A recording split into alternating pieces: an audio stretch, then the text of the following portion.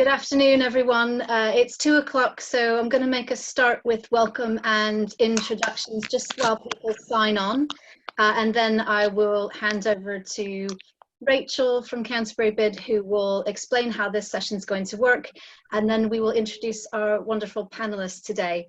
So I am the Chief Executive of Canterbury's Business Improvement District, and I'll be hosting this session today together with my colleague Rachel, who looks after marketing and communications for the BID.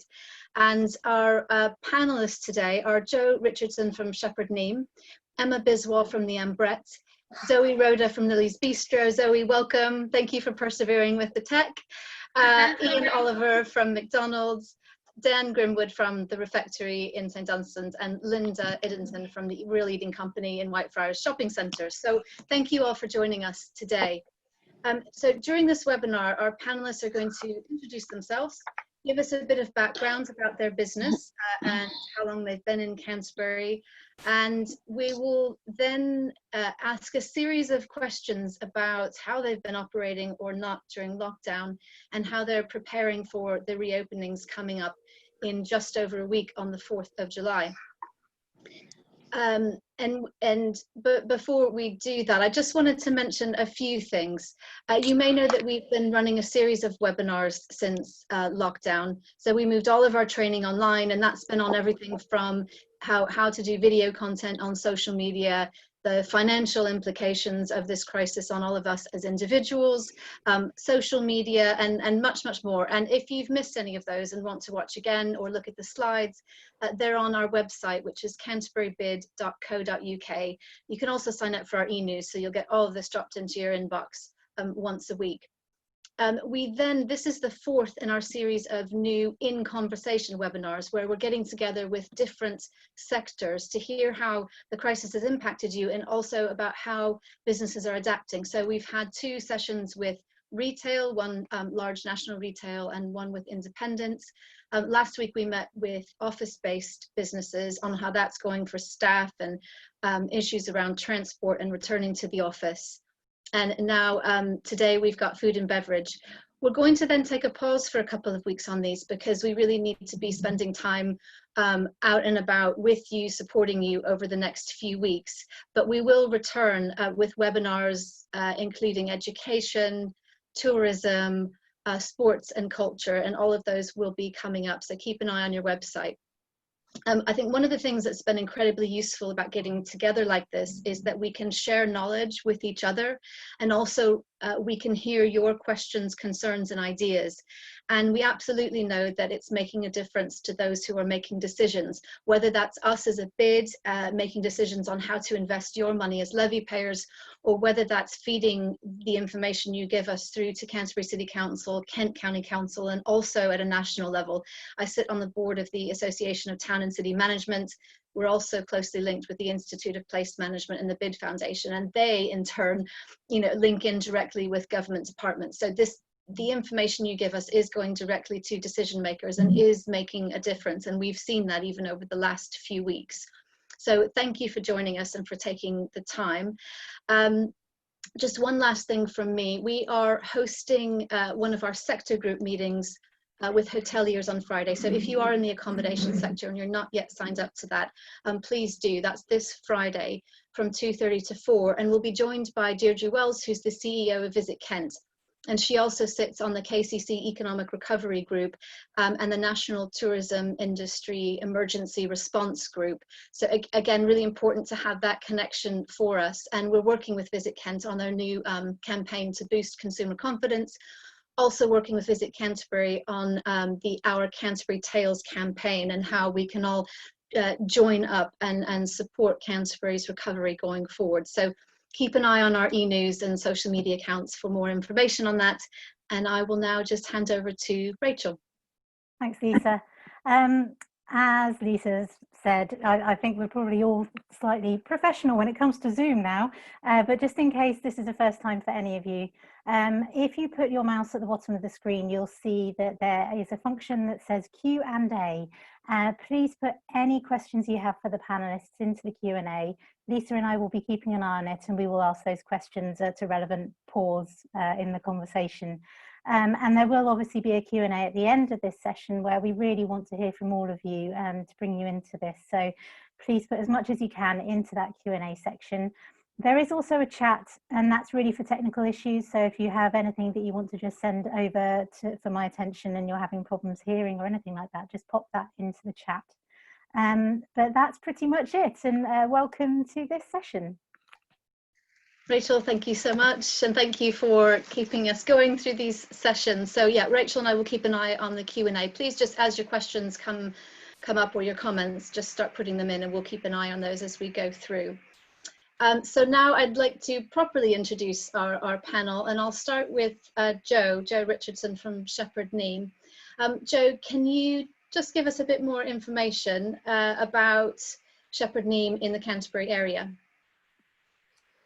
Thanks, Lisa. Hi, everyone. So I head up marketing, brands and communication for Shepherd Neame across the 3 areas of our business. So that's across our brands and brewing business, our pub estate of over 320 pubs across Kent and the South East, and our visitor centre in Faversham. And within our pub business, we've got 240 tenanted pubs, and the remaining are managed by us. So obviously we've got a responsibility for all of those 240 individual entrepreneurs, of which that pub is their family business, as well as the 1,300 people that are employed in our managed estates. In Canterbury specifically, we've got 5 managed pubs and a number of tenanted pubs as well around the area. So, you know, very much a key part of our strategy for reopening as well. Jo, thank you. And you've been closed entirely across all of those pubs during lockdown. Is that right? So we obviously closed all of our pubs when the government announced the closure. And from our managed side, we actually worked on giving all of our food to local food banks. And we've had a number of our managed chefs that have been volunteering for local charities. From our tenanted side, those individuals have very much still been in the business. So we've cancelled rent for those tenants during the period of closure. And they have been pivoting their business to do a number of takeaway options. Some have been supporting their local business with WhatsApp communities, picking up prescriptions. I think it's fair to say that the pub is very often the lifeline of the local community, and we've been really heartened by amazing responses from our licensees as well as the community to the various initiatives that they've been doing. That's brilliant. Well, let's come back to some of that. It'd be great to hear more about how that's worked during lockdown. Thank you. Emma, could I move over to you? So this is Emma Biswal from the Ambrette. And Emma, you're on mute. That's usually my trick. Can you hear me? Yes. Yeah. Okay. So I'm from the Ambrette restaurant. We've got 3 restaurants, one in Canterbury, one in Margate, and one in Rye, East Sussex. We've been in Canterbury since 2013. We've got about 25 staff over all 3 sites. We're a waiter-led fine dining restaurant in Canterbury, and it's at the higher end of the market. So it's an Asian cuisine. So we've got a lot of Asian influences in our food. We're heavily reliant on tourists because it's quite a niche market. So yeah, that's us. It's a family-led business. My husband is sort of the foodie chef. I'm more the manager side, business side. And you've had some national press during lockdown, which of course is great for you, great for Canterbury. Can you talk about that just for a minute? Yeah, we've had coverage with the BBC. I think I can't remember even reading it. It's such a blur. But we did speak about dark kitchens, which is something we're going into. We're also filming at the moment. It hasn't gone through yet, but it's a documentary for Channel 4, and they are following 6 or 7 restaurants in the country, one of which we've been picked as one of those 7, and they are following the reopening of restaurants and that sector. And we've been keeping a video diary for them. We have been in the BBC as well about because we stayed open when everyone closed. We closed to dining customers, but the following day we reopened for delivery. So we spoke about that in the BBC as well. Great, lots more to come back to there, Emma. Thank you. Zoe, could we go to you? Zoe Rodda from Lily's Bistro. Hi everyone, I'm Zoe. I'm from Lily's Bistro in Canterbury. We've been there for 3 years in 2 weeks, which has absolutely flown by. So we're a social kitchen, we're a not-for-profit organisation, so we have quite vulnerable people that work in our cafe, so we had to shut completely. We shut completely for about a month, 6 weeks, and then we managed to rent some larger premises outside of Canterbury, in which we were still able to do our food deliveries and free food parcels and sort of carry on with our commercial side and our social enterprise side. Luckily, we managed to get some funding to enable us to be able to do that. It was more around social distancing because obviously our cafe is so small. We couldn't work from a social distance from there. And how many people do you work with? Do you employ in total through the social enterprise side as well? So I think there's about 6 of us that are paid. 3 of those are on the autistic spectrum, which is obviously a fundamental part of our business. And then we have people with learning disabilities and volunteers. There's probably about another 12 of those in total. Most of the paid staff have been furloughed. So we've really been running on volunteers throughout the last couple of months. Okay, we'll dive into the detail of that in just a moment. Zoe, thank you very much. Iain, can I move over to you? And Iain, sorry, you're on mute. There we go. Sorry, you got it. Hello, yeah, my name's Iain. I'm the business manager of the Canterbury McDonalds on St George's High Street. I'm sure you all know nationally and internationally McDonald's is a big name, but locally, you know, this store's been in Canterbury for over 30 years. We are one of the busiest high streets in the country for McDonald's. Last year we had nearly 2 million people through our doors.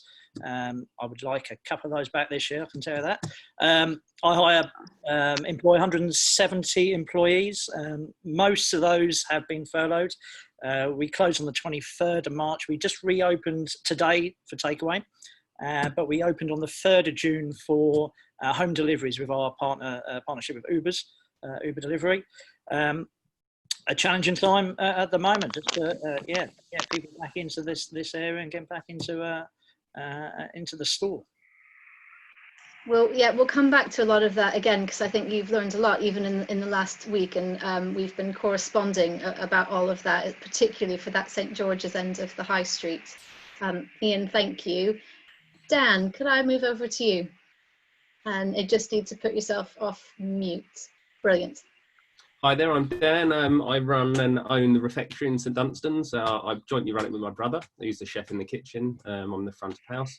We've been trading from that property since 2003. It was a little sandwich shop, and then since 2012, done quite extensive work to turn it into a brunch and lunch restaurant. We're in an old medieval building, timber framed, and we do a quality brunch, if you like, all locally sourced food and everything made in house. We rely on high turnover of our tables, so weekends we're used to having queues of up to sort of 10, 15 people. That's a job in itself for a member of staff. So going into or coming out of the lockdown, that's, you know, it's challenging. It's going to be challenging just because of the size of our building, the kind of our business model. But we've got a very kind of strong, loyal following, so hopefully that's going to stand us in good stead. We've been closed the whole time through lockdown. We decided to mothball, cut down on all our outgoings as much as possible, furlough our staff, which we have, I think, 9 full-timers. We have up to 5 part-timers, depending on the season. Open 7 days a week. And yeah, it's a busy but small place. So it is, you know, we've had the tape measure out a lot recently.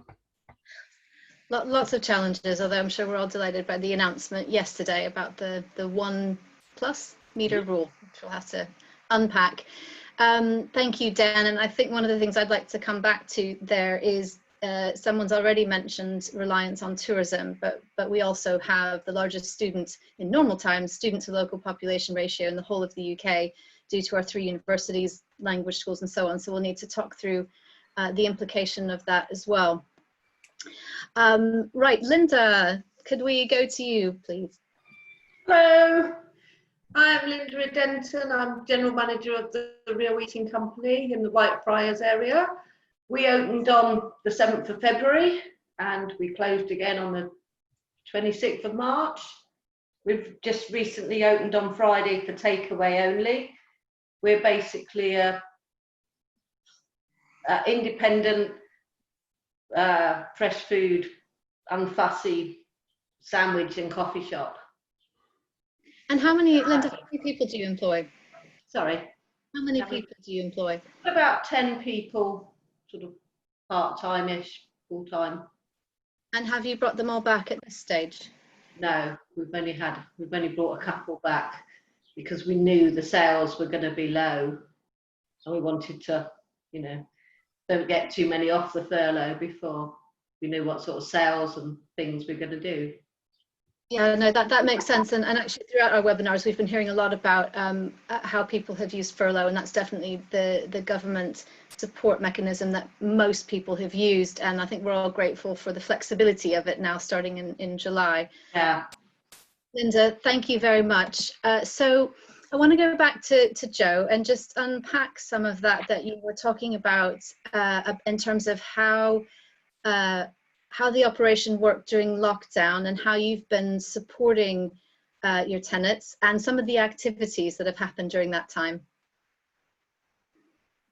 Sure. Well, obviously Shepherd Neame is an independent local business and many people rely on us as well. So obviously hospitality has a really large supply chain and various people depending. And so one of the things that we've been really keen to do is clearly protect our own staff and employees and customers, but also protect jobs for the longer term, but then also do the right thing in the community and support other Kent businesses. So you probably will have seen some of the initiatives that we've done, but you know, an example of some of those is we've been brewing base beer for the hand sanitizer that Copper Rivet have been producing for the Kent Emergency Services. We've ordered our face masks from Tillet Racing in Sittingbourne that's pivoted its business to produce PPE. We have got our signage produced by the RBLI in Aylesford, which is our charity of the year. We have given obviously our accommodation over to key workers, and that's been taken up in one instance. We also put in a bumper order of local hops because there wasn't really much financial support at all for those hop growers, and obviously Kent is the home of the hop. And that was something that was really important for us to be seen to support as well.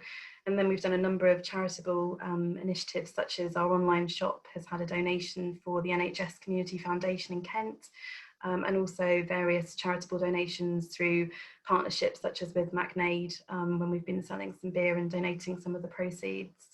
And I mentioned our tenants as well, and we've just got some fantastic examples of tenants that have really gone over and above to support their local community. And I think really the key has been, someone said to us on Facebook, Britain's oldest brewer has been around for a long time. We're looking at you to know how to survive this pandemic.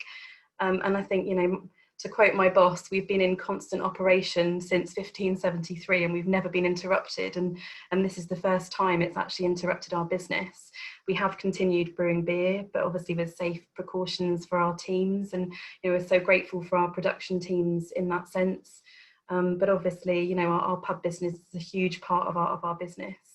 And, we've generated some fantastic goodwill in terms of supporting that local community, and hopefully as we start to reopen for all of us, consumers really do support local, buy local, and kind of want to come out and support. I'm jumping ahead a little bit, but because you've touched on it in terms of the production of beer, so a number of the businesses we've talked to are trying to work out that supply chain and when to reorder and how much. Now, none of us has a crystal ball here, but how have you, or how has Shepherd Neame made decisions on the production of beer through this time? It's really difficult. I think it's been very clear from the hospitality industry and the trade association, the BBPA, that our industry needed a minimum of 3 weeks before the opening to really be able to put in place everything we needed from a supply chain perspective, personnel, signage, getting the teams trained, and obviously we haven't got that. But what we have got is, as you referred to, the 1 metre plus regulation, which clearly means there's a lot more opportunity for those extra covers, and we feel very heartened by that. But I think in terms of the actual supply chains, we will be having a limited menu in terms of food, and there'll be certain beers that won't necessarily be available from the beginning, such as some of our cask beers that would have been rotational seasonal offerings. We're going to be going back to our core range from the beginning. All of our operational plans have been around the 2 metre social distancing, which doesn't really give that much capacity versus what you would normally hope for, but obviously they're being kind of hastily re-looked at in light of the great government announcement yesterday. But I think it's fair to say that we obviously anticipate trade to be much lower. If we look at other European countries, they're trading now after 1 month of being open at around 70% of previous revenue. But what they've seen is a real kind of bounce in the first weekend, and then people kind of tailing back as they're a bit unsure, and then maybe people coming back afterwards. But for us, the real key is getting those people that are still scared, still need that reassurance, to actually come into the venues, recognise that they're safe, they're welcoming. Yes, they may have some signage, but they're also really great, fantastic experiences, and you're really supporting local businesses. And it's really kind of how you close that gap with those extra consumers. So that's obviously a key priority for all of us. Definitely. And throughout this, actually, we've all been trained during lockdown that we won't have the same choice. We haven't had it in the supermarkets, and that's okay. And there's been such an overwhelming support local response, and I hope that continues. I've seen some customer perception research that shows that 1 in 5 of us are just going to go for it and can't wait to get out. 1 in 5 of us are not going to really over the next year. We're too cautious, and it's everyone in the middle that we need to focus our consumer confidence messaging towards. So no, it's great to hear all that. I know it's a huge challenge for everybody going forwards. Emma, could I come to you just to pick up on how it's worked for you during lockdown? You touched on it in the dark kitchen and how you moved from that fine dining waiting service to takeaway. Can you explain a bit more about how that's worked? Yeah, so our food is really has always been about delicately presenting our food on the plate. We'd played around with an idea of delivery a year or so ago, so it's something that was at the back of our minds, but we never really thought we'd have to put our pretty food in boxes. So it come to when they closed everybody down, we just thought, well, we've got nothing to lose now. Our cash flow won't survive. We're too small to survive to get through this, because at that point no one knew how long it would go on for. So we thought we were just going to go for it. So it started off just me in the takeaways. Dev would make it in Canterbury, and I would get deliveries 4 or 5 times a day. We started sending deliveries to family, friends, people that we work with. We'd take feedback, what items were missing. We would go online order as customers, and really having to learn and adapt really quickly, and work out what menu items weren't going to work, that didn't taste right or didn't travel well. We had to do that really, really quickly. We did make mistakes in the first couple of weeks, or the first couple of days particularly, with delays with food, missing items, temperature not right. So we quickly adapted, made changes. I think we had a really good product within about 5-6 days. And then just kept that communication open with the customer. Said we're open with them. We're learning. This is not our game. Takeaway is not our game. What did you like? What didn't you like? And made sure that the customers could come back to us and say, you know, this didn't come well, and then we're sort of, okay, no way, we're going to try it, we're going to deliver it again, we're going to just deliver it for free. So lots of customers gave us really a second chance, you know, loyal customers that have been with us for years. They understood the challenges that we had, and so we don't feel confident to open on the 4th of July. We don't think, because of we are so heavily reliant on tourists, that if we were to do that, we would lose our takeaway market, which we've built up over the last few months, which is actually, you know, it's been really successful for us. So we are, what we are doing is expanding into by using dark kitchens, which is a kitchen only, no dining customers, and we're expanding our delivery offering into other areas, distance wise, into Ashford, Maidstone, Dover, further out. We were quite lucky, we had another site in Margate already, so we already cover Thanet and that area. And yeah, it wasn't easy, it was really hard, we had to be really adaptable, but it really opened up new opportunities for us. So we managed to attract customers that would never consider ordering from us or dining in a restaurant. So we weren't just accessing our current customers, we were accessing new customers and building new relationships. So we obviously used Deliveroo, Just Eat, Uber, we used them all. And we also set up our own app. We used a free one at first, which had loads of issues, loads of problems.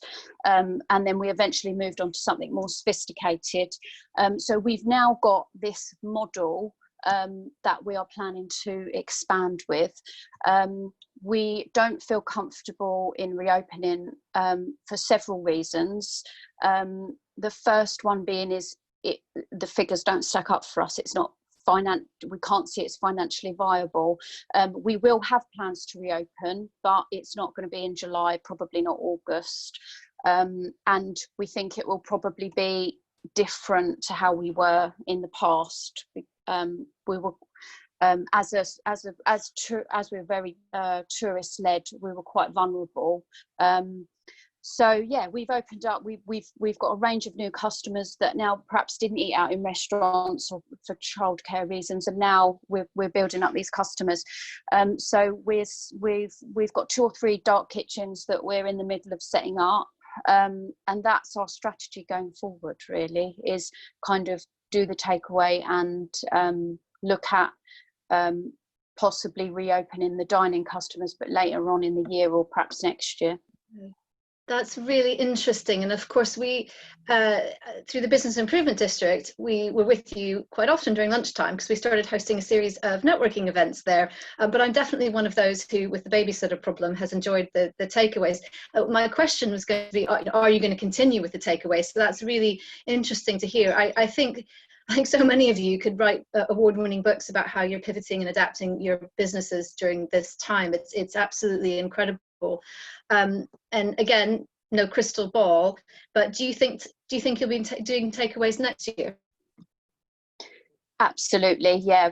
We've moved into different cuisines now. So before we were very Asian, you know, we had a lot of spicy food, very niche market. If you didn't like spicy food, then you probably wouldn't come to us. So we have expanded into barbecue foods. We've expanded into afternoon teas we already did, but we've expanded on that, and that's been a big part of the strategy going forward. So we're speaking to French chefs, Italian chefs, and operating out of the same dark kitchens but different cuisines. So not just focusing on our small menu, but opening ourselves up to different customers. But the plan is to keep going with the takeaway. When we do reopen, we're thinking that we will probably reopen very softly. So probably months into the future, I'm not talking about this year, but sort of probably next year, we'll open for things like special days, events, Saturdays. Because of the reduced capacity in our sites, and we've looked into this quite extensively, we don't have outside space. A lot of our sites are large sites. The capacity, everybody wants to eat in a fine dining restaurant at the same time on a Saturday night. They're not interested in a fine dining restaurant on a Monday lunchtime, a Tuesday lunchtime. So because of the reduced capacity, we can't get the business model to cope with that. So we have to have another form of income. The fine dining restaurants won't work with a takeaway service coming out of them.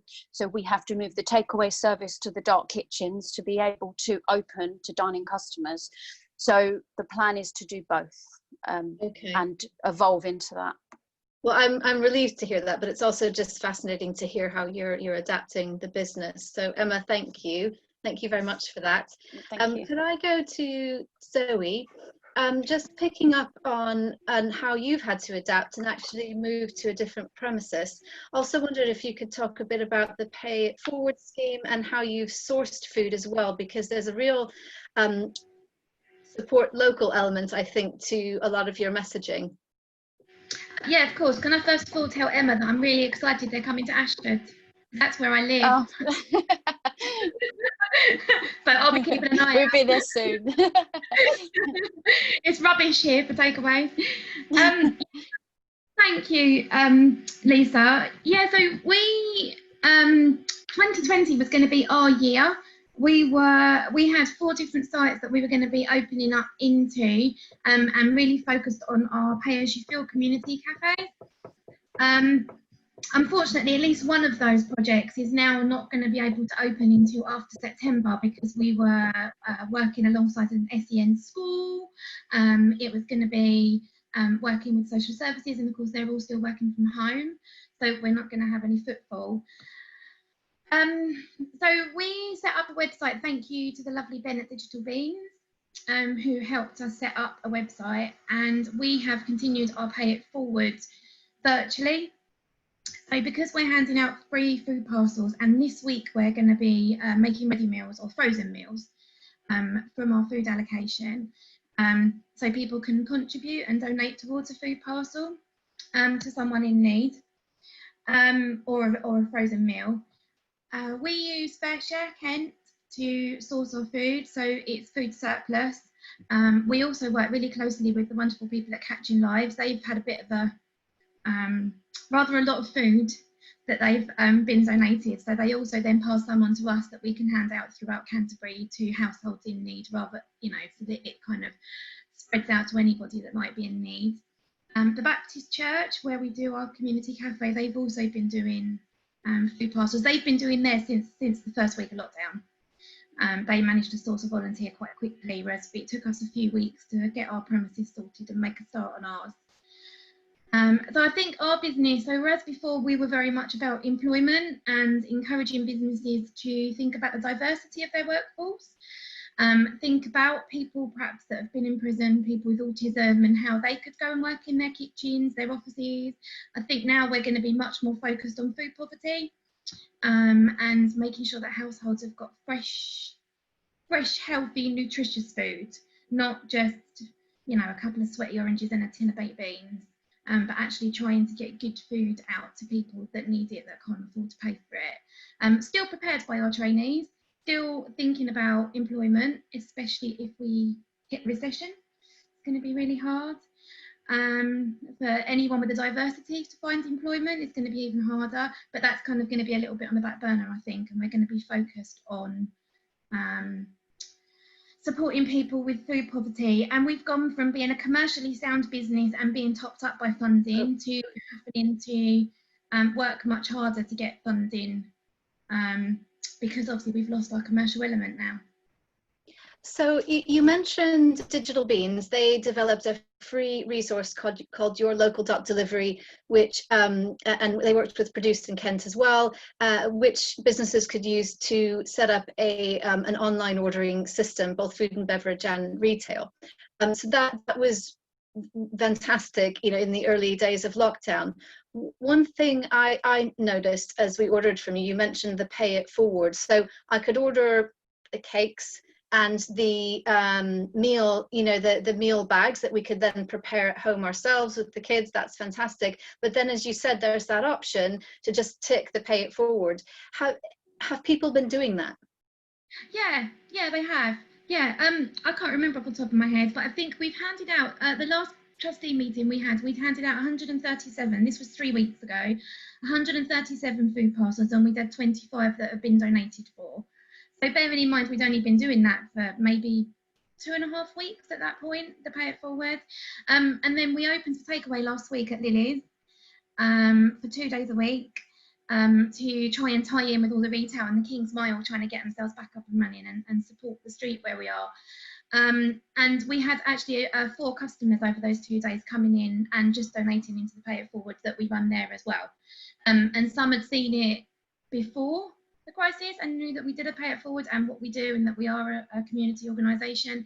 Other people had sort of seen us out and about during lockdown and wanted to then come in and support and buy cake and add a pay it forward.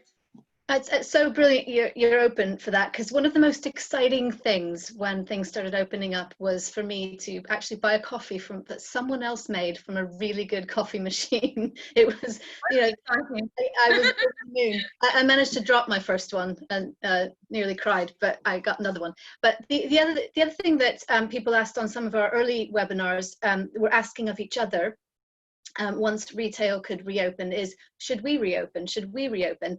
And what everyone said was yes, because we have to make a collective effort to boost consumer confidence.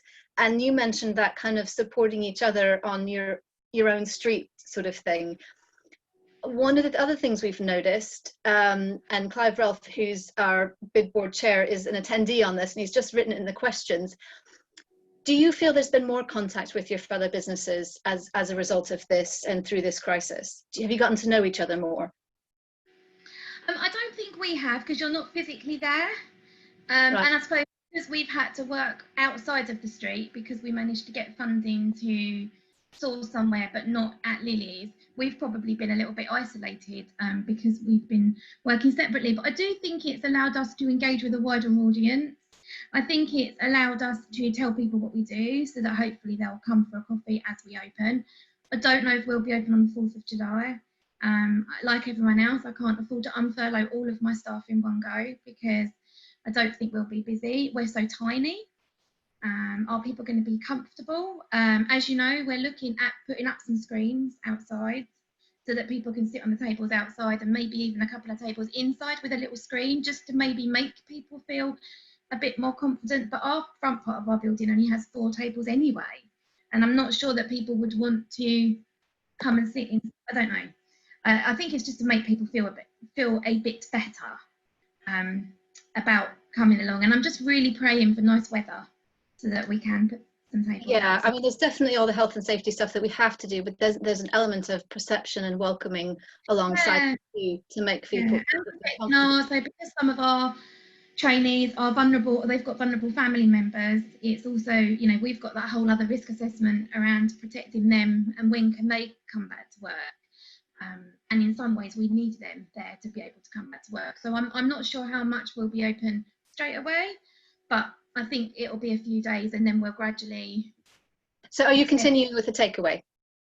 Yeah, absolutely, and we need to anyway because a lot of the people that we deliver food parcels to are shielding. And they'll be shielding until, is it the end of August, sorry. End of August. And so, you know, and there's still going to be people even after that date that I think will be worried about going out and about. We are trying to encourage people to come and collect, so it gets them out and about. Maybe they'll buy a coffee whilst they're there.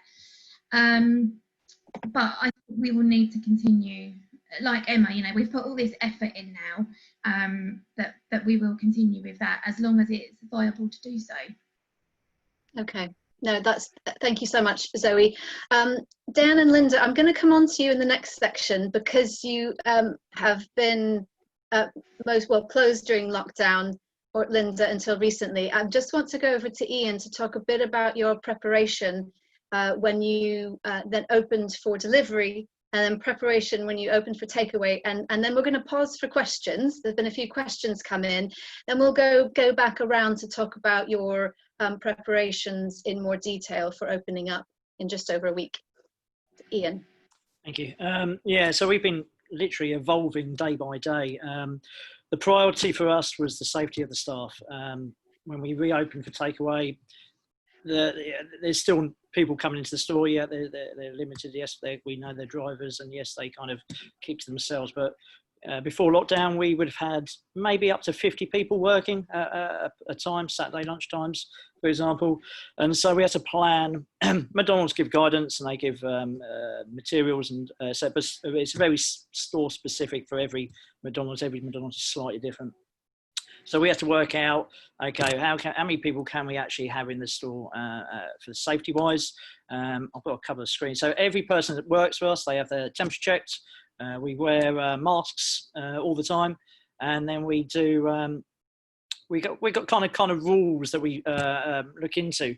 So we're in, on the screen there. We can do, we're working together and we have to support each other, but we've got to keep the rules simple. So something straight away, face to face. Just don't do face-to-face working.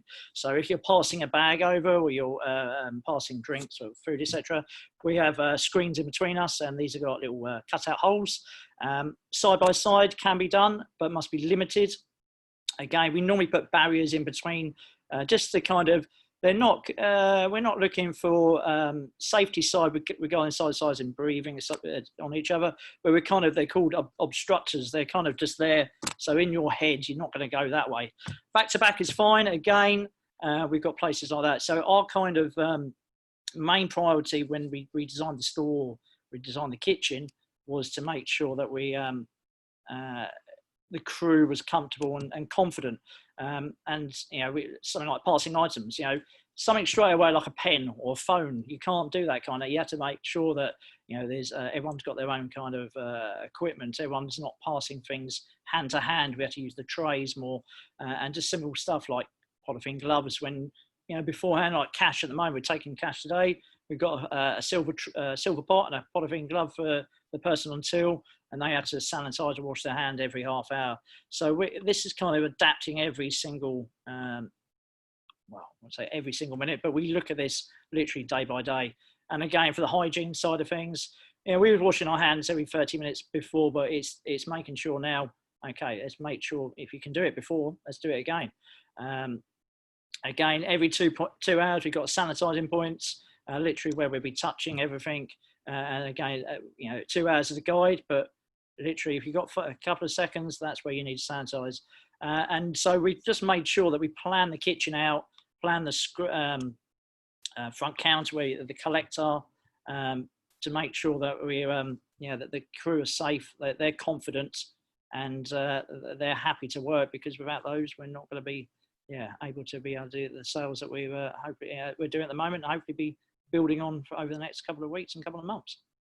You mentioned a really interesting point there about adapting and being flexible, because of course for the businesses that could stay open during lockdown, supermarkets and so on, we've probably all seen how they've changed things. So they've changed the entrance and exit points, or they've changed the arrows and the way you're supposed to go through. And what they've said is that that's based on feedback from staff and from customers, and also just how we all behave. Now, I mean, we've all had to be retrained on how to shop, and that continues to happen. But yes, we're going to have to be flexible in terms of how things work inside, but how they work out on the pavement as well. And you've got a market in front of you, and so we're all keeping an eye on that so that it works in the best possible way for everyone. But in a way, we have to watch and see what people do, and then how we can accommodate that. So it is about being adaptable and adapting and being flexible. I agree. So we've done some kind of soft launches. We've also done kind of walkthroughs of our employees, so they were the customers, because naturally customers will generally go the shortest distance, or what they think is kind of right, and majority of the time it's probably the right way, because it's just natural going this way or that way. So we've done soft little plans, little dummy runs, and just making sure that does this work. And then if it doesn't, okay, let's make sure we don't, try and change it. Always change something if it doesn't work. So Rachel and I had the privilege of pretending to be staff members, and you gave us a tour. So, we had to come in and could see how the whole thing works. And, that was so helpful actually to see, and then also to see the kitchen and how that's working. And interesting, you talk about putting up some of the screens just because mentally we're all just, don't we all just put our hand out to shake someone's hand and have to pull it back still? It's still our natural habit to go this way, go that way, go for shaking a hand, and we just still have to be reminded not to do that. So no, that was fascinating to see, Iain. Thank you. So you opened just today for takeaway. Takeaway today, yep. And how's that going throughout the day? And what are your thoughts as we head into the weekend? It's going to be a slow burner. I know that it's going to be a gradual thing. Generally, the feedback from customers has been pretty positive. They're, McDonald's has a kind of reputation, could be quick, fast, and go in and out. And if you wait more than 2-3 minutes, people start getting annoyed and kind of think that kind of setup. And in a kind of way that they're quite right, because that's our business and that's what we do well.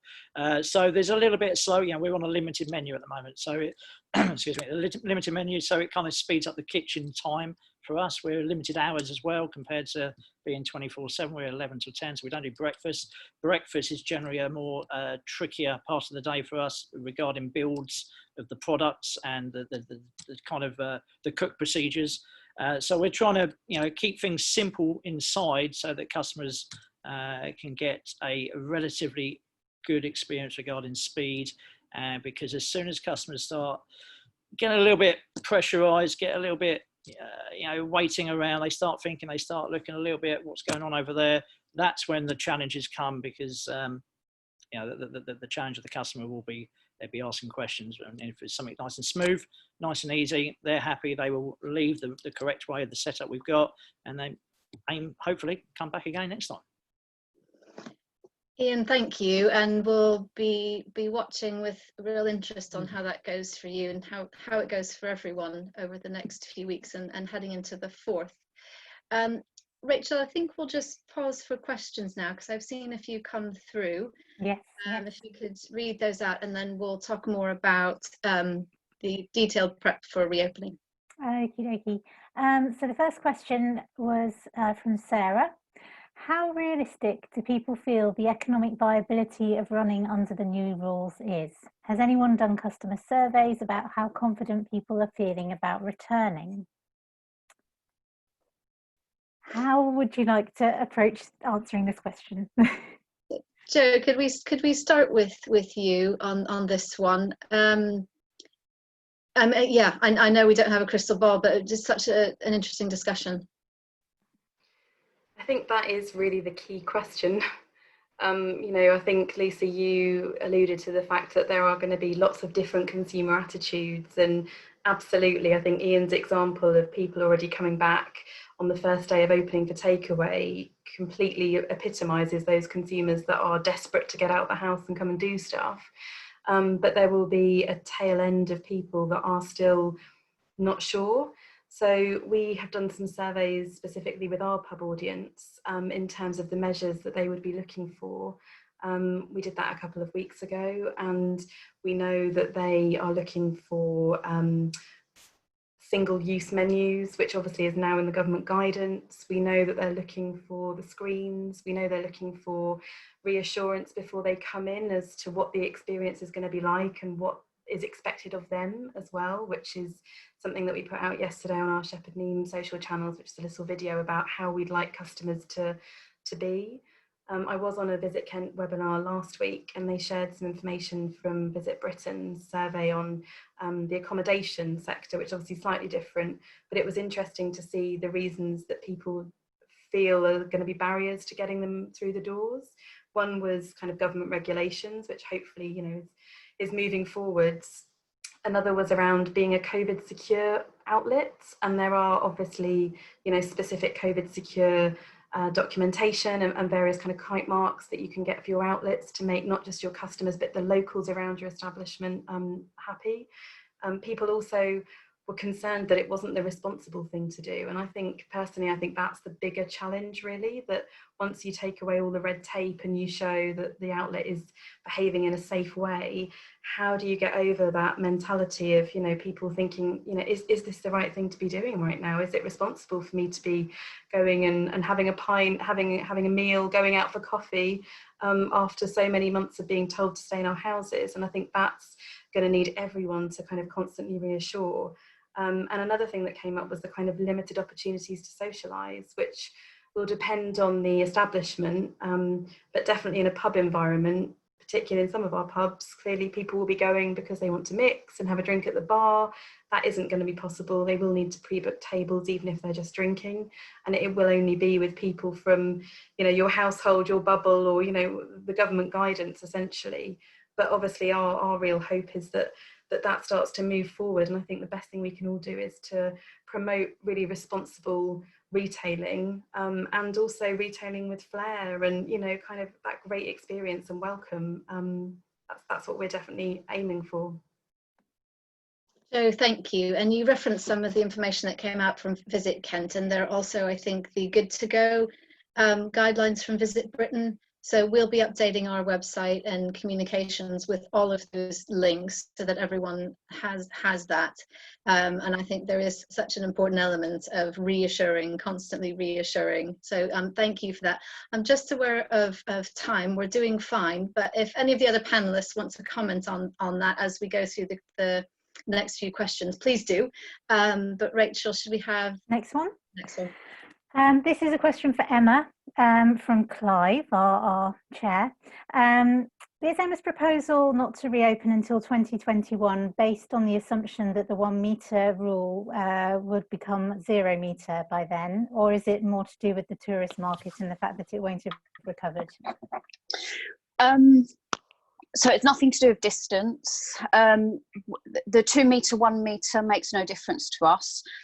We've been following what the surveys that Big Hospitality have been releasing. So going forward, if we just look to November, they're saying that 70% of people are now working from home. They're not eating out in restaurants. They're not in a position to do that, so they're eating at home. That's part of our lunch market. The other survey that they released was, obviously, we all know there's not going to be many tourists. We're 70% tourist-led. So the decisions, on top of that, a big factor that we have put into this is we never closed.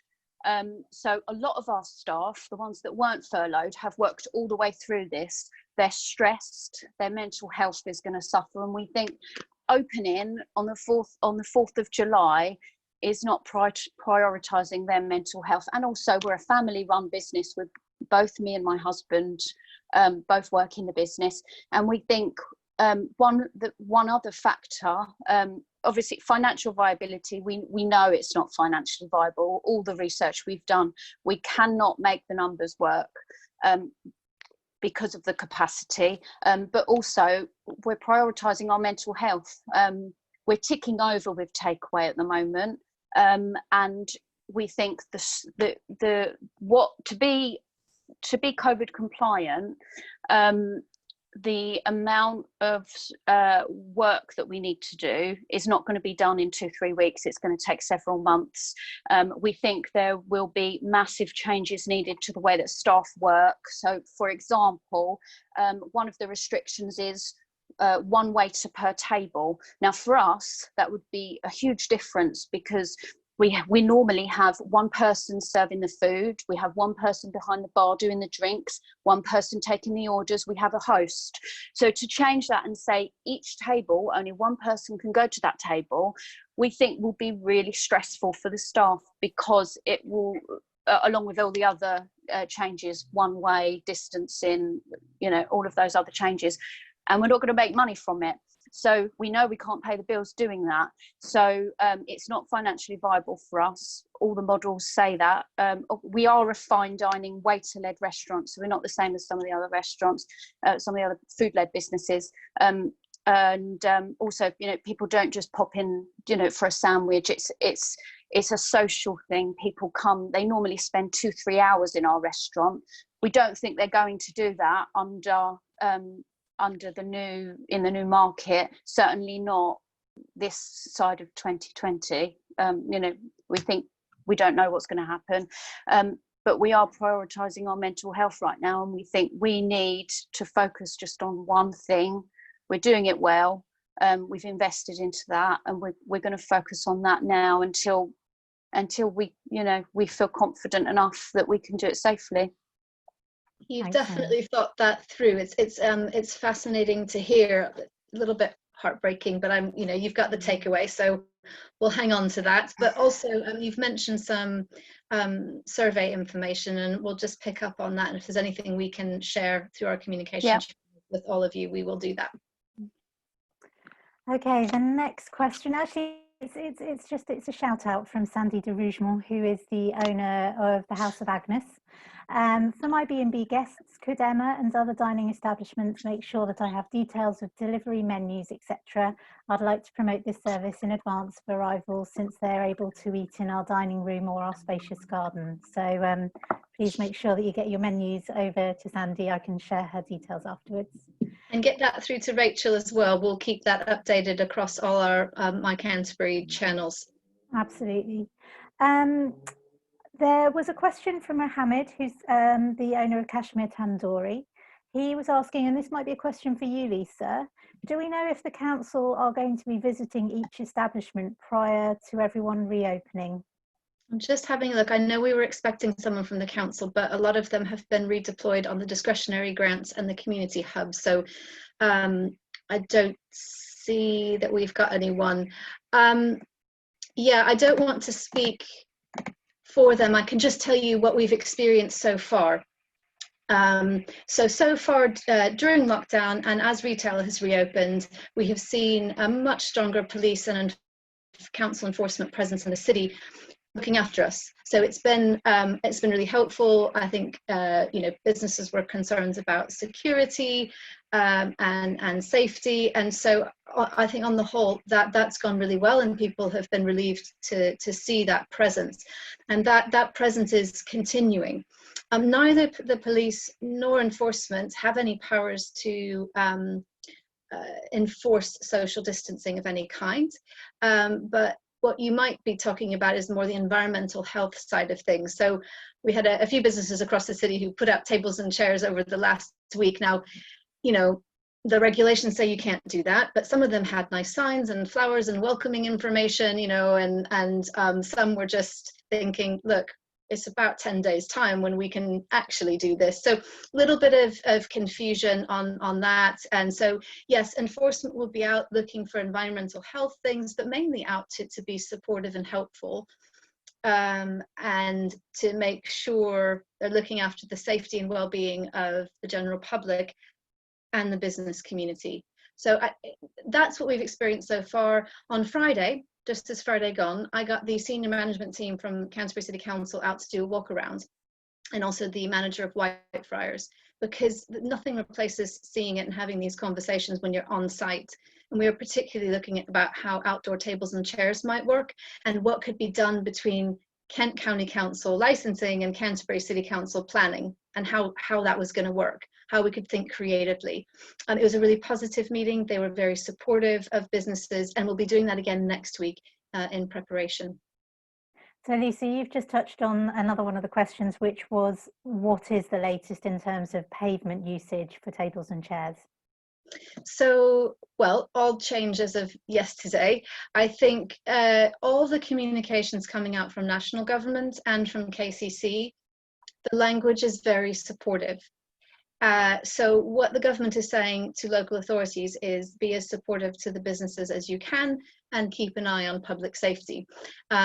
So what we did was to walk around the city centre to look at where we knew there were existing tables and chairs. Now there might be new license requests that come through, but just looking at existing ones and how that works in relation to what's technically the highway, although much of the city centre is pedestrianised from 10:30 to 4. On the whole, we thought most of it could actually work. I think there are some areas in Canterbury City Centre where there's one F&B business after another. So that's going to have to be a neighbourly conversation about how that works. What we didn't do though on Friday, although we anticipated the relaxing of the 2-metre rule, we weren't out there with tape measures. So there's another whole level of work that needs to be done, but you know, that we need to go out and do, but also we want to know what businesses want to do. I don't feel that we can dictate that. We need to hear what the businesses think will work and see if we can, to the best of our ability, help facilitate that and facilitate those conversations. Thanks, Lisa. And one more for you. I'll just keep throwing them at you. Zoe was actually just asking, what's the update on parking? So the car parks that are now open. Would you like to comment? So I don't think I have the whole list memorized, but St. Radigan's isn't open. So I think that's probably, it isn't open at the moment, but can be reopened as soon as the numbers in other car parks and or the feedback from us says that they should be. So that's doable. Park and Ride won't be open for parking and riding, but open for parking. And of course, there's been a reduction in the cap on pricing in car parks, primarily led by staff needing to get to work. The next step in all of that is what KCC are going to do with the active transport funding, and how we can facilitate more cycling, enabling cycling, cycle racks and things like that in the city centre. So I don't have all the answers today, but it's a really live conversation. Thanks, Lisa. The next question I want to open up to our panellists. Chris has asked, how are the panellists finding staff willingness to come back to work as reopening takes place? Don't know who would like to answer that. Yeah, I'll do that. So I had 160 odd employees before we locked down. I've only brought back, I think it's 48, and we obviously reviewed them. They have to put a online COVID status on our system that we've got to say, are they self-isolating, they are vulnerable, they got living with someone who's vulnerable, or they're happy to work. So we review that, and that can be updated literally every day. Obviously, we spoke to each person. I was lucky enough not to be furloughed over the period of close, and my main role was to talk to my employees to make sure, are you ready? Are you happy? This is what our plan's going to be. This is what we're going to be doing. These are the kind of steps that we're doing. Kind of hopefully giving confidence to people, and I think that's the key. Making sure you're just telling everyone, you know, what you're going to be doing, what you're going to do for safety for the employees. Return, yeah, all 48 have been unfurloughed. Literally, I have got no sickness, no absence. No, everyone wants to come back to work. You know, I think it's that kind of team morale kind of thing. You know, being locked down and being furloughed, it's got some positives about that. But I think most people want to get back to normality. Most people want to enjoy talking to people, enjoy that kind of camaraderie, that kind of teamwork. And I've literally had very positive feedback from my staff saying they want to come back. And I've still got the nearly 100 people that are still furloughed. Literally, I get emails daily saying, when can I come back? When can I come back? When can I come back? So generally, I think if you're clear to them, you're positive. I've been doing Zoom meetings with like videos, walking around, showing what's going on. People are confident and they will return. That's my experience here. Iain, thank you. Rachel, I think we'll pause the questions because I can see that some of them relate a little bit more to the next section, and wants to hear a bit from Dan and Lynda as well. So if any of the panelists want to comment on anything that any of the questions that have come up, we'll come back to that. But just wanted to go over to Dan to talk about what you're thinking now. I know you might not have all the answers, but what are you thinking in terms of reopening? And if you just take yourself off mute. Yes. Yeah. Well, I'm looking forward to opening. Agreeing with Iain, a lot of my staff are really positive. I don't have quite as many, but the ones, it is another family really, and they really look forward to getting back. I'm a bit worried. I think we've had, personally, I've had a bit more of the easy bit. I've managed to cut down all my outgoings, as I said, and I've furloughed myself to. And it's just, we're going to launch a smaller menu. We have a place, we have lots of regulars, lots of locals. Some come in for coffee, even on weekends, and we're going to have dining only on the weekend. We're probably going to be cutting our tables probably by 50% at first. And again, being flexible and adaptable, we're not a huge place. It's easy to bring in another table at, for the next shift if it works well. And yeah, taking it going to be kind of day by day, really. I'm hoping to, I saw one of the questions down the side of, I think, about the pricing strategy, like certain dishes we just won't be doing, because if the majority of people went for the lower sort of ticket items, then we would fill up with that on the weekends. It just wouldn't be worth us opening. We need we need a certain spend per head, I think. Yeah. So will you be, well, that'd be it. I mean, the reduced menu, I think everyone has been saying, and actually we're kind of all as customers getting used to that. Yeah. So that makes sense. What are you thinking in terms of inside versus outside? Well, we've got to extend our outside area by we've spoken to our neighbour, and on the weekend especially, they were going to allow us to put a couple more tables out there, which is nice. I've got a good relationship. I've got another restaurant the other side, and I've got a chef. I've got the Bishop's Finger 2 doors down from me, and it's a buzzy little area. We've also it's a good thoroughfare. I'm slightly worried that we have a pinch point just on the high street. Just outside our seating areas. It means that the channel of the pedestrians has to kind of go almost 2, so that's single file in each way. Kind of slightly concerned about how that's going to work, because I think we're all aware at the moment, how when people get close to you, you're kind of aware of that. And saying that we do have queues on the weekend and things, that probably will change under the circumstances. So it's a lot. I'm looking forward to the opening, getting the customers in. There's just a few of the kind of people management, I suppose, is one thing that we're thinking out different best ways of doing it. Probably extra staff to deal with that, maybe. Well, yeah, we've seen a lot of that with retail, certainly with bringing extra staff in to well, on the one hand, not having as much staff in. But this is totally different for food and beverage because there aren't as many shoppers, but having staff on the door acting as hosts. And I think there will be certain areas where you've got people walking by. We'll have to keep a close eye on and see how we can support with that as well. What about ordering stock and supply chain? How do you feel about that going forward? Well, a lot of the people I use to supply are all in Canterbury. I think my furthest is out near Cranbrook in the Weald of Kent, and I see their vans, they're delivering all the time. My fish suppliers reached out quite often. Chapman's, he's in Sevenoaks, and they've been really good just to stay in touch, saying that if you want to, we don't have much credit or anything like that, but if we want to, they're really willing to help. That's been good.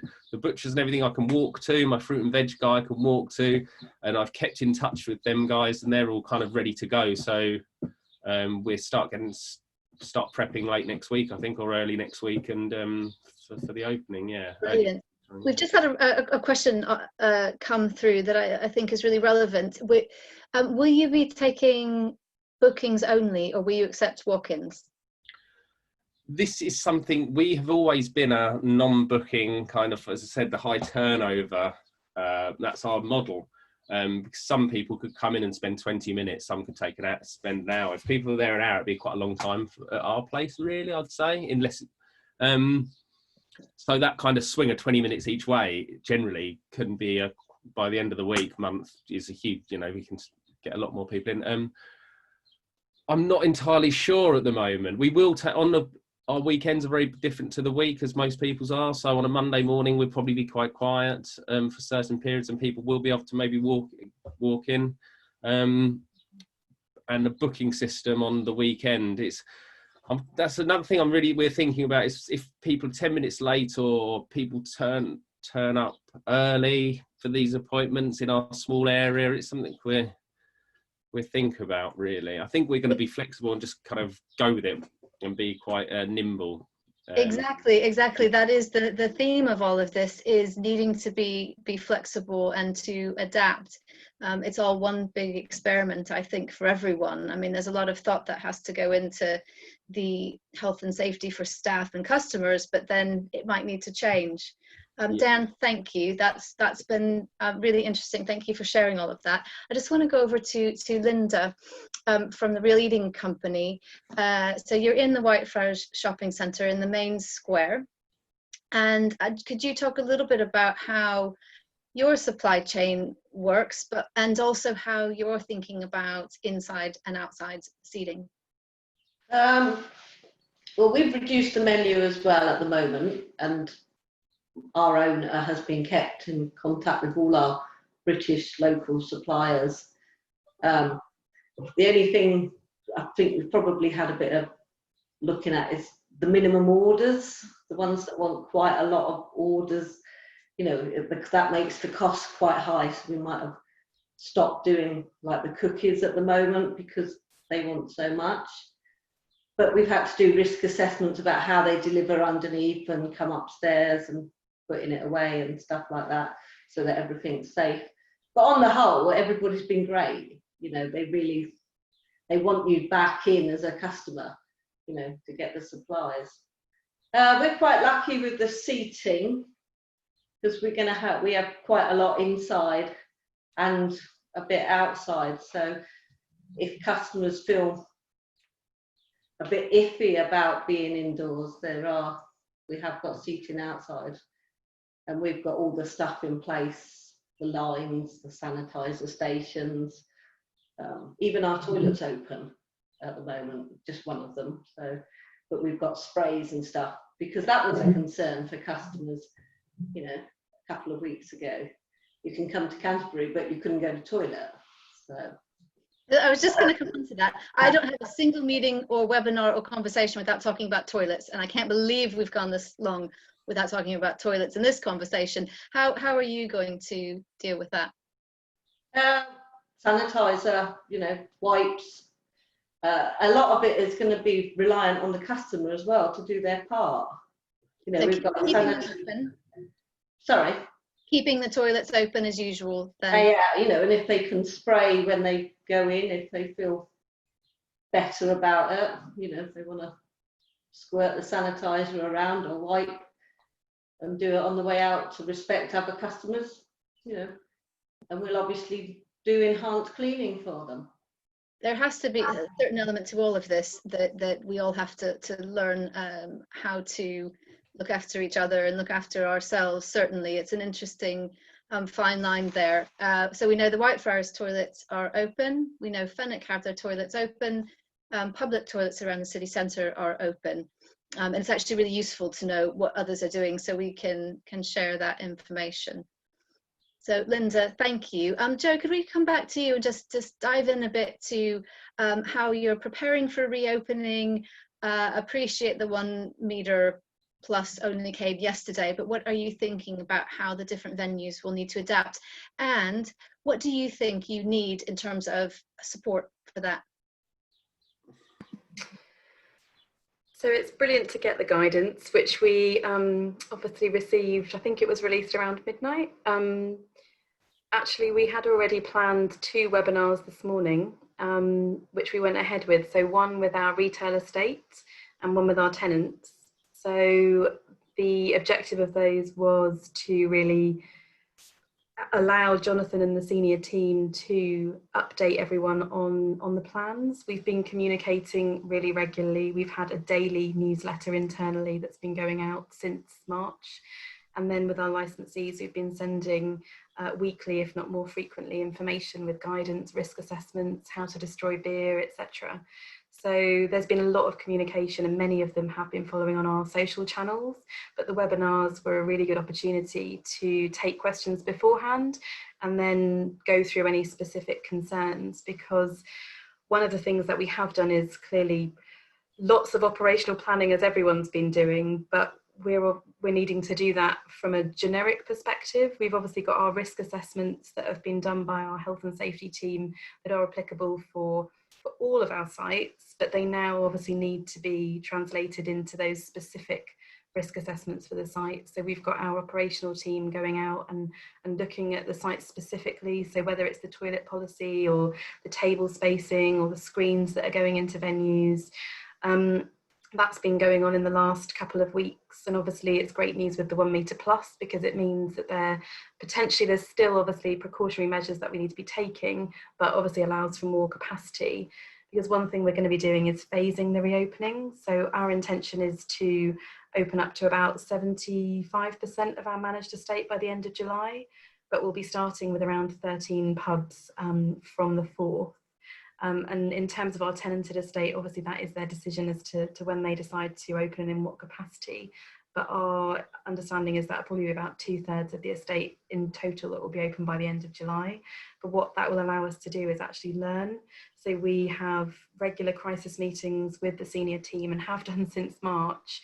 And in those meetings, we will be measuring and evaluating each day in terms of what's been working, what we may need to change, and also talking to consumers about their experience as well. So in terms of our Canterbury sites, we've got the same challenge as many people in terms of them being very small. So specifically something like the Shakespeare is really small. It's a gorgeous pub with lots of nooks and crannies, but obviously that is not really great for social distancing.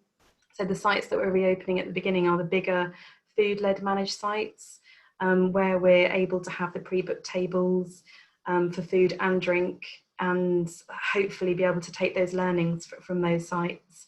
But we'll also be sending out a customer charter to people and to kind of manage their expectations when they book as well. So I'm sure there'll be some challenges, but hopefully, you know, it's kind of communication, I think. So what do you know of that will be reopened in Canterbury by the 4th? Or if you have confirmation of that? So we put out our reopening statement yesterday, and we kind of named the 13 managed sites that we're going to be opening right at the beginning. By the end of July, we definitely want to be looking at the Miller's Arms and the Parrot as well. I mean, they're both mainly dining sites. And whilst we'll have to look at capacity restrictions and clearly all of the safety measures that we've been talking about, it's felt that those sites obviously are much more dining led. When you think about something like the Bishop's Finger, obviously it's predominantly a pub that shows a lot of the sports, which, you know, we've just seen some kind of news come out today that that's not going to be allowed, kind of sports and music at this stage, which, you know, clearly you want to do the best you can for your consumer base as well. So, you know, we need to kind of look at that specifically. And as I mentioned with the Shakespeare, you know, that has lots of nooks and crannies. So we need to kind of work through the social distancing. So at this stage, we've only committed to the 13 kind of bigger food-led sites. But obviously, as I said, the intention is that 75% of the estate will be open by the end of July. So we're working through all that finer detail. Right, and will those food-led ones be booking only then? Yeah, so it will be booking only for food and drink, either online or calling. But we have said that we would allow a limited number of walk-ins if there was capacity available. But I think, kind of to Dan's point, that is going to be a challenge to organise. And obviously there could be consumers that aren't online, don't realise that these kind of measures are in place. And so, you know, I think it's really kind of training those teams in the outlets to kind of be prepared for those types of conversations as well. And flexibility, as you said, is really the key. Yeah. No, thank you very much. That's really helpful. We're going to pause here and take a few more questions. While we go through those questions, I thought we'd do something a little fun for all of us, and we're going to go through some questions, and then we're going to ask all of you, including the attendees, what you're most looking forward to once F&B opens. So is it a drink in a pub garden? Is it a meal in a restaurant? You don't have to be specific, because of course we want to go to all of these places and take advantage of all that you have to offer, but just have a little think, and then we'll do something fun that we can all put in the chat. But Rachel, let's just look at a few more questions. Okay, so a question from Ryan, who runs the Buttermarket pub. Iain and Jo, but I think actually this probably can be opened out to everybody. Have you got plans to have hosts on the doors when people are visiting to explain how many people can come in, etc.? Iain. Yeah. I was on the door literally till 1:45 today. So we know the capacity we have is that we have 6 points of order, so 5 digital screens and 1 till, and each of those screens or till has another spot where the person who's ordered then waits behind, and then the next person can come on. So officially we've got 12 spots in the store. We've got a couple of the queuing spots that are just inside the door, literally, so a person can see the next available slot. But yeah, that is going to be our main kind of control over the next week, 2 weeks, 3 weeks.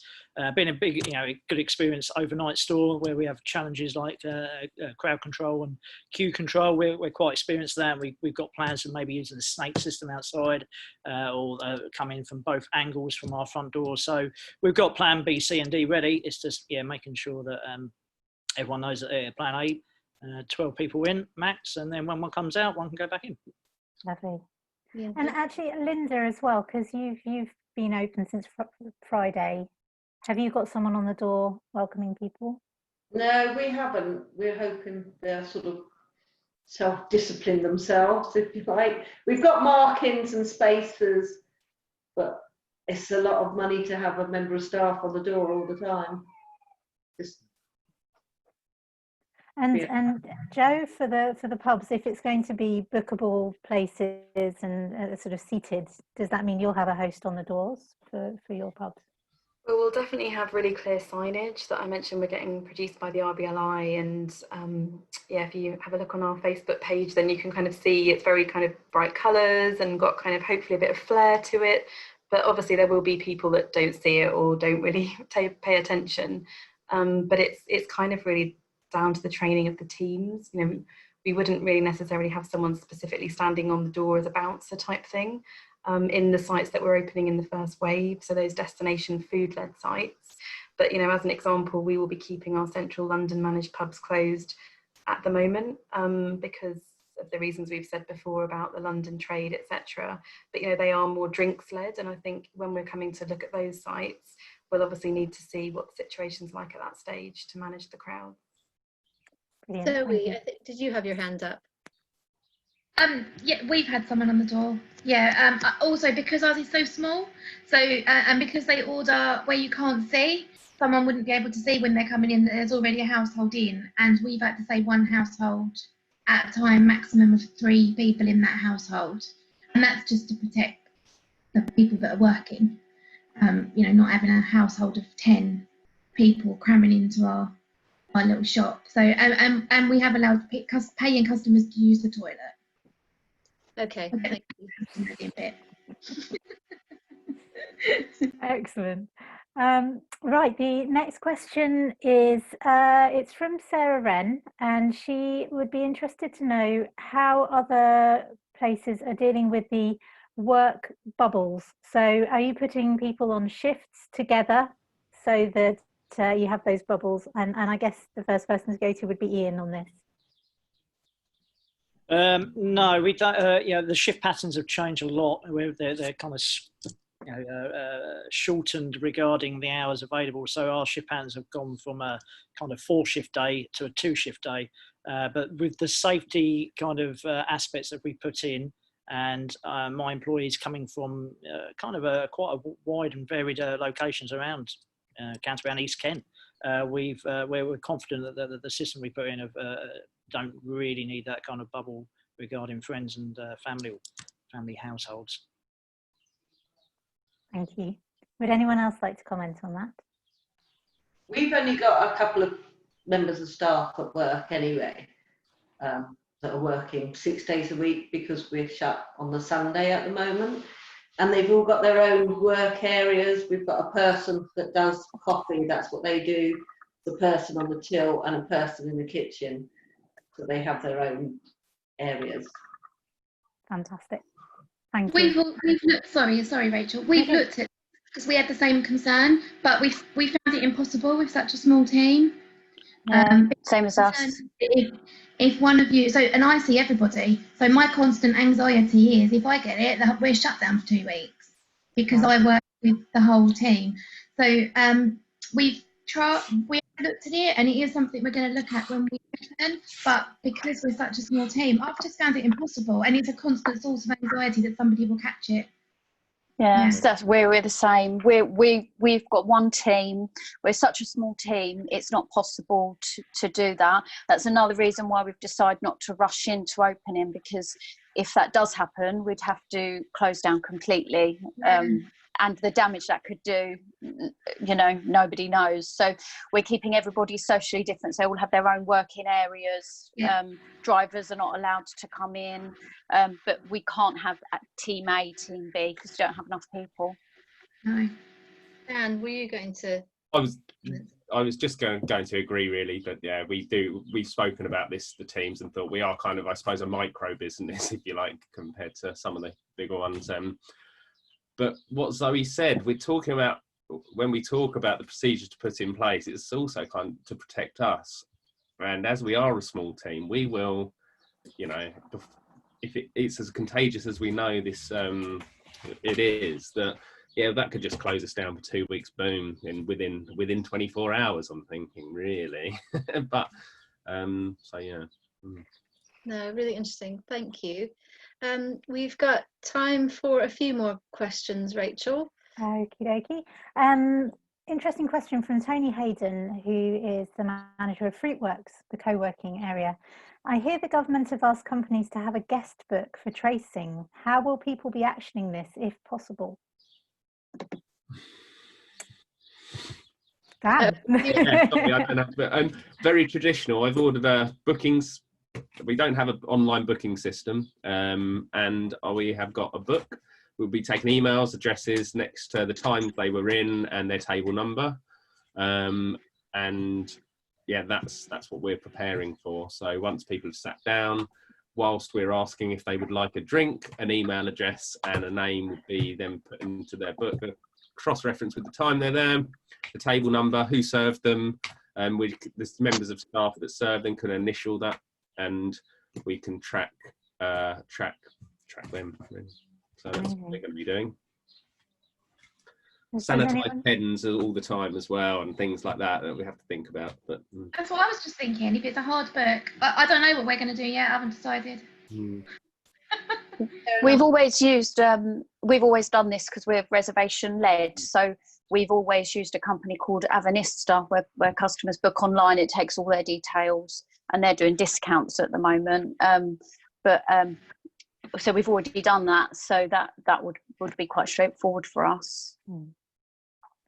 Thank you. Thanks, everyone. Right, next question. How are you creating a pricing strategy to address reduced customer spending power? Is it possibly an issue for July and August? Now, I know, Dan, you've already touched on this. Would anyone else like to comment? It's an interesting one. I wonder if there's been, I've seen some research, but I don't have the detail in my head right now, to do with, yes, there is going to be a reluctance to spend because we're all worried about jobs in the future and so on. And at the same time, a lot of pent-up demand. So I don't know that we know the balance of that.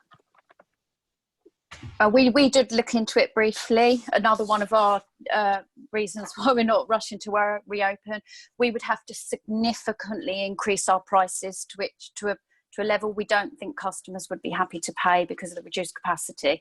So without significant price increases, dining customers, they would face that. Okay. I think it's also, I think people have mentioned this before, but it's making sure that you've got the most efficient menu, and it doesn't need to be the cheapest menu, but it's making sure that your menu is the right size for the level of people that are going to be coming in, and you're not investing in high priced stock that may not be sold through. So I think that no one is going to know exactly the balance of that, and obviously it will change as the weeks go forward. But I think that restricted offer and managing the capacity of your tables, that kind of equation is probably more what we've been looking at versus a pricing strategy as such. It's more the efficiencies. Absolutely.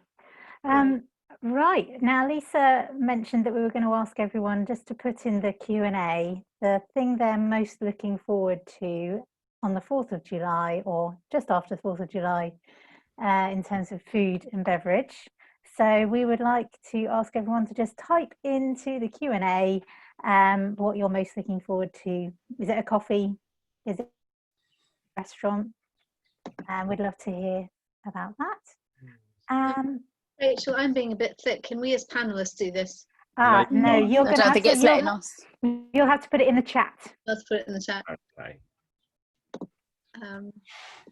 And can I take this moment while everyone's typing and thinking to just remind everyone that we have our pavement flowers, which can be stuck outside businesses. We have 4 different colours, and I can deliver them to any business that would like some outside.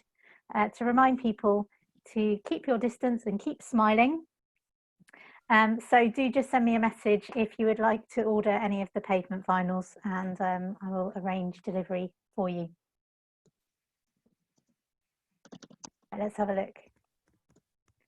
Beer gardens in the sun, coffee and cake anywhere.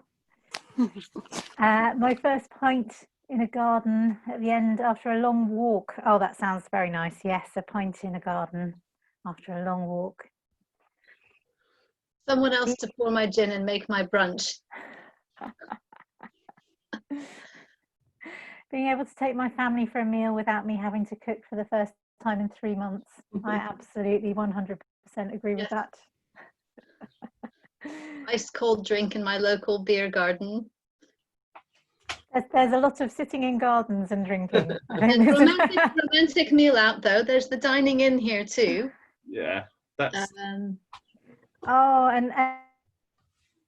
local pub garden that overlooks the sea. Oh, yeah, that sounds like and the a really ideal good place. point about how we're all in the business of bringing people together, and I know we have to do it in a new and safe way, but really looking forward to that, Joe. That's a brilliant comment, that when we can just welcome people back into our venues safely and into the city to bring people together. Brilliant. You're right. Well, thank you to all of you. Thank you especially to the panelists, but to all of you for taking the time to join us here today. As Rachel said, we've got the stickers. There's a lot of information on our website and other ways we can support you. Please be in touch if you have specific ideas about tables and chairs, because we'll be having those conversations. I know you're probably in touch with Canterbury City Council and KCC directly as well, but let us know how we can support you and what your thoughts and ideas are, because we'll be having those conversations too, and being involved in the consumer confidence campaigns going forward. Also look up for more vinyling of vacant units around the city. Rachel's been a superstar working through that. We've done a few on Debenhams, but there are more to come, and that's just to brighten up the city centre, make people feel welcome, and to remind them of what we have to offer. So thank you again very much. Really all the best to everyone over the next few weeks as you plan. I know it's a huge amount of work, and we look forward to being in touch. Thank you. Bye-bye. Take care, guys. Good luck.